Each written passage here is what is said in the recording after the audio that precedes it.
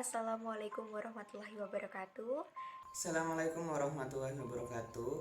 Assalamualaikum warahmatullahi wabarakatuh. Assalamualaikum warahmatullahi wabarakatuh. Assalamualaikum warahmatullahi wabarakatuh. Perkenalkan, Nama saya Rika Sulistiawati, NIM 17032 11000009. Saya Ahmad Zainuri Al-Farizi, NIM 17032 11000022. Saya Putri Messi Duyana, NIM 17032 11000024 dari kelompok Putri Devi Astuti, NIM 17032 11000055. nama saya Febrianti Amiratul Lamila, NIM 73 dari Kelompok 3.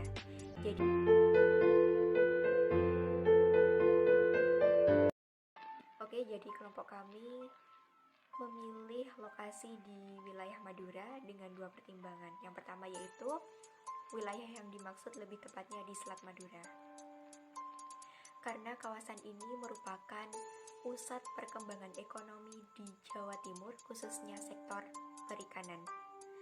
Dari data Dinas Perikanan dan Kelautan Provinsi Jawa Timur menyebutkan bahwa luas Selat Madura yaitu kurang lebih 9.500 km persegi dengan penangkapan ikan bagi setidaknya 92.480 orang nelayan dan kapal penangkapan ikan setidaknya yaitu 9.000 unit. Namun terdapat masalah yang timbul dari hal tersebut, yaitu berupa overfishing. Hal ini terjadi sebagai dampak dari penurunan kapasitas produksi sumber daya perikanan yang disebabkan oleh penangkapan ikan yang tidak terkendali. Dan untuk alasan yang kedua, yaitu pemilihan lokasi di daerah Madura, karena berbicara mengenai sumber daya minyak dan gas, Indonesia merupakan penghasil minyak dan gas yang cukup tinggi. Salah satu di antaranya yaitu di wilayah Madura. Dari keempat kabupaten yang ada di wilayah Madura, setidaknya ada 3 daerah penghasil minyak atau 3 lokasi terkait eksploitasi minyak, yaitu di daerah Bangkalan, Sampang, dan Sumeneb, di mana aktivitas migas semuanya dilakukan secara offshore atau lepas pantai pada jarak 0-4 mil dan 4-12 mil.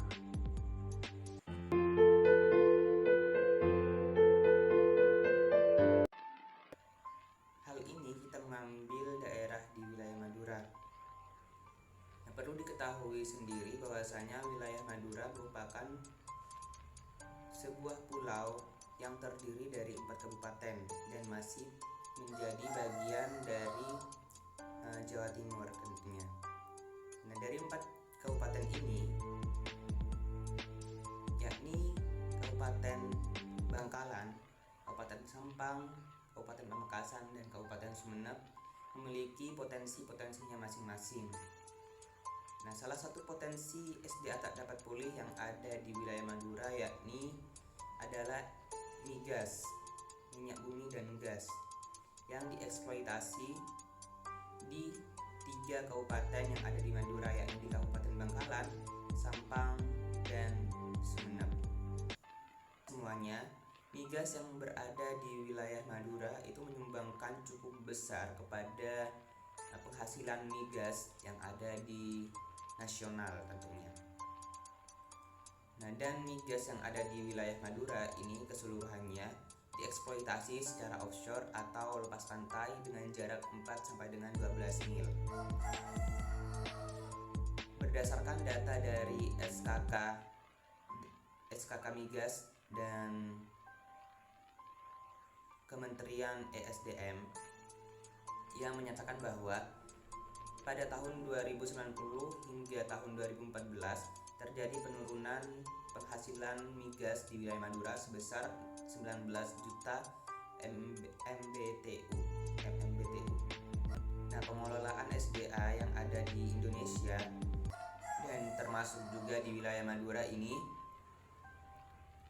kurang optimal pengelolaannya karena migas yang diekspor keluar itu hanya merupakan migas yang belum diolah, hanya bahan mentahnya saja. Nah, sehingga forward linkage-nya itu pendek dan multiplier efeknya itu juga kecil, teman-teman.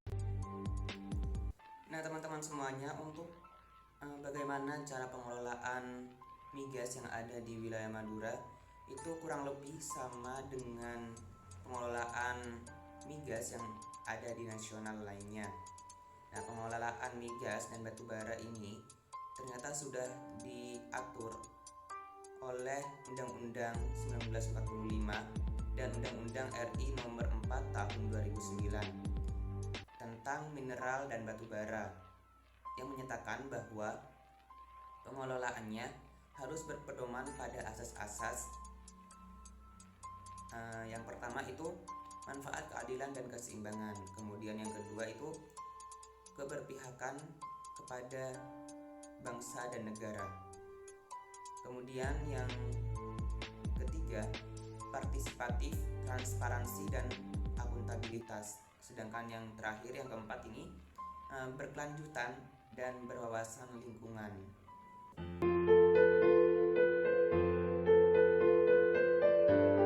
Alam sendiri merupakan suatu kekayaan alam yang dapat dimanfaatkan dan dikelola oleh manusia. Sumber daya alam dapat pulih, berarti merupakan sumber daya alam yang dapat dimanfaatkan oleh manusia dan dapat diperbarui sehingga dapat digunakan dalam jangka waktu yang panjang. Pulau Madura sendiri ini memiliki cukup banyak sumber daya alamnya. Salah satu sumber daya alam dapat pulih yang ada di Pulau Madura sendiri itu seperti air, udara dan angin, hasil pertanian dan peternakan, serta hasil perikanan. Untuk hasil pertanian yang ada di Pulau Madura sendiri itu seperti tembakau, di mana Madura ini dikenal sebagai daerah penghasil tembakau dengan kualitas yang tinggi. Tidak kurang dari 40% produksi tembakau di Indonesia itu berasal dari Pulau Madura, di mana setiap tahunnya luas panen tembakau rata-rata itu mencapai 80.000 hingga 100.000 per hektar. Selain tembakau, untuk hasil pertanian yang ada di Pulau Madura sendiri itu seperti jagung, di mana Pulau Madura ini menyumbang 27% kebutuhan jagung nasional. Selain itu juga ada kedelai, kacang tanah, padi, dan lain sebagainya. Untuk hasil peternakan yang ada di Pulau Madura sendiri itu salah satunya yaitu sapi, di mana terdapat 16 kelompok sentra peternakan rakyat yang telah terbentuk di Pulau Madura ini. Dan masing-masing kelompok itu terdapat kurang lebih 1.000 ekor sapi. Salah satu kabupaten yang menernak sapi ini yang paling tertinggi itu ada di Kabupaten Sumeneb. Selanjutnya untuk perikanan, potensi sumber daya ikan di Pulau Madura ini cukup melimpah. Hal ini dikarenakan Pulau Madura ini dikelilingi oleh laut dan pantai. Terutama di Kabupaten Sumeneb ini mampu menghasilkan 22.000 ton per tahunnya. Selain itu, Madura juga dikenal sebagai penghasil garam, di mana 60% garam nasional diproduksi di pulau ini, sehingga tidak heran apabila pulau ini itu dijuluki dengan Pulau Garam. Banyaknya sumber daya alam yang dapat pulih ini dapat memberikan manfaat dan memberikan keuntungan apabila dikelola dengan baik dan dijaga sehingga dapat digunakan untuk jangka waktu yang panjang.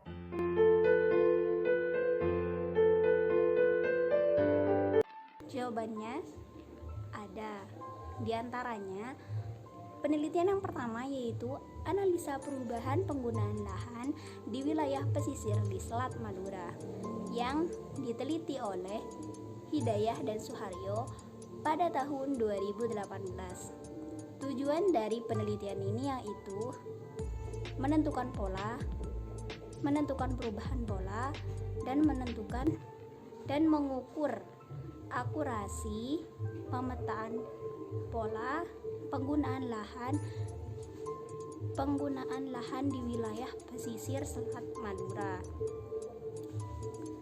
Kemudian hasil penelitian yang diperoleh yaitu pola yang ada berupa pemukiman, lahan, tegalan, maupun sawah. Kemudian untuk perubahan lahan yang paling besar yaitu lahan kebun sebesar 23.466 hektar. Kemudian untuk tingkat nilai akurasi yang diperoleh dari penelitian ini yaitu 86% yang diukur dengan confusion matrix. Penelitian yang kedua yaitu analisis kurs teori pada sumber daya alam migas bagi warga Madura yang diteliti oleh Hidayatur Rahman pada tahun 2018. Hasil dari penelitian ini menyatakan bahwa kekayaan alam migas ini tidak selalu berdampak positif terhadap perekonomian warga maupun perkembangan sumber daya manusia, dan juga untuk nilai negatif dari penyelewengan sumber daya alam dibutuhkan strategi. Di antaranya yaitu yang pertama, mengurangi ketergantungan terhadap sumber daya alam. Kemudian strategi yang kedua dalam penelitian ini yaitu meningkatkan pendapatan tetapi dari sumber daya alam lain. Maksudnya meningkatkan pendapatan dari sumber daya lain selain sumber daya alam.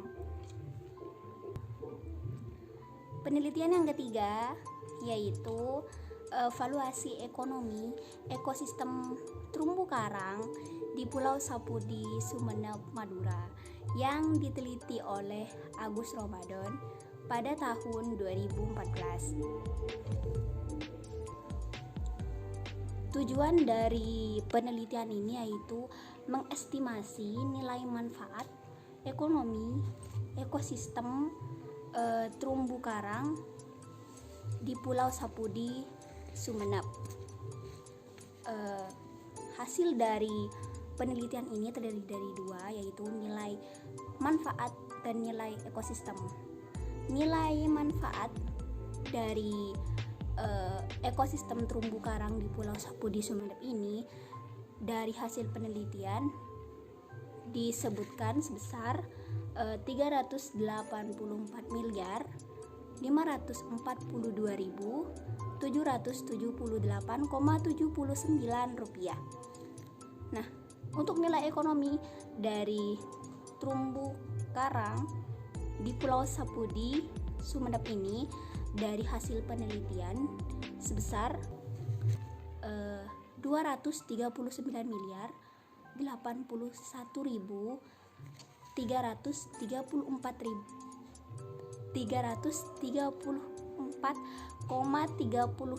rupiah.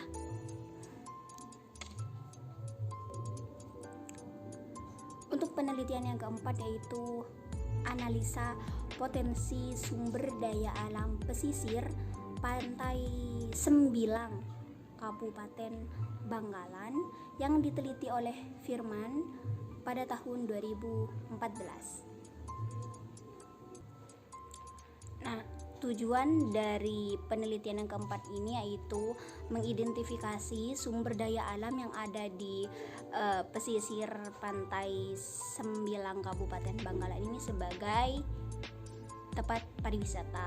Kemudian yang kedua, tujuan yang kedua yaitu mengidentifikasi pengaruh apa saja untuk meningkatkan nilai beach index dari pesisir pantai Sembilang ini.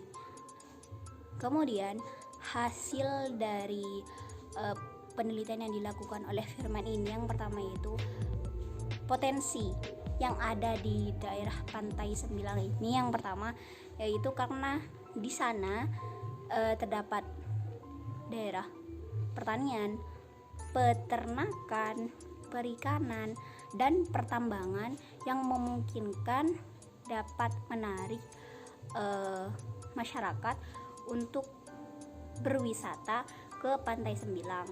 Kemudian potensi di sana juga terdapat pantai yang dihiasi oleh hutan mangrove, dan juga di sana juga terdapat menara mercusuar yang memungkinkan untuk menarik para wisata di sekitarnya.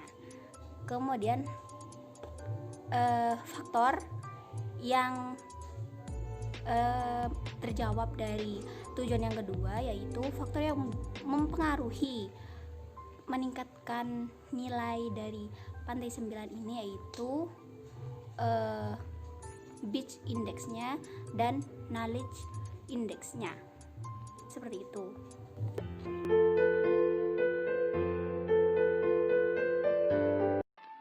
Kebijakan pemerintah daerah Pulau Madura untuk SDA dapat pulih, yaitu yang pertama, adanya Perda Nomor 1 Tahun 2018 tentang rencana zonasi wilayah pesisir dan pulau-pulau kecil, di mana mengatur memanfaatkan sumber daya perairan, pesisir, dan pulau-pulau kecil harus wajib memiliki izin dan pengelolaan, dan Perda ini pun juga berpihak pada masyarakat lokal maupun masyarakat tradisional. Yang kedua, memasukkannya pengelolaan mangrove dalam tata ruang yang jelas, sehingga dapat mengoptimalkan perlindungan ekosistem mangrove sampai tingkat kecamatan sampai desa yang dipertegas dalam bentuk peraturan daerah. Pengelolaan ekosistem mangrove di daerah tersebut harus melibatkan semua stakeholder yang terkait. Dan yang ketiga, yaitu pemerintah berharap para nelayan agar mengurangi untuk merusak terumbu karang, lebih berhati-hati kepada nelayan saat mencari ikan di laut agar tidak merusak SDA yang berada di laut atau berada di Pulau Madura itu sendiri. Selanjutnya adalah kebijakan pemerintah daerah Pulau Madura terhadap SDA tak dapat pulih. Yang pertama, pemerintah menghimbau apabila para pengelola migas seharusnya melanjutkan pendidikan kepada masyarakat yang berpendidikan rendah untuk kemajuan untuk SDA agar berkembang dengan baik. Di mana di sini pemerintah menganjurkan untuk para masyarakat yang berada di posisi saat pengelolaan ini yang berpendidikan rendah, jadi masyarakat dihimbau oleh pemerintah dan membiayai para masyarakat yang berpendidikan rendah harus melanjutkan pendidikannya agar guna untuk mengembangkan hasil dari SDA tak dapat pulih. Jadi mereka itu tahu apabila bagaimana SDA ini akan bisa dapat berjalan dengan baik dan tidak sembarangan untuk menggunanya, atau diadakan penyuluhan terhadap masyarakat pada daerah tersebut. Dan yang kedua, pemerintah berharap meningkatkan CSR kepada masyarakat yang mengelola SDA tak dapat pulih di Pulau Madura, di mana CSR ini berupa CSR ekonomi, kesehatan, pendidikan, dan lain-lain. Diharapkan pemerintah menganjurkan CSR ini agar untuk kemajuan pada daerah itu sendiri.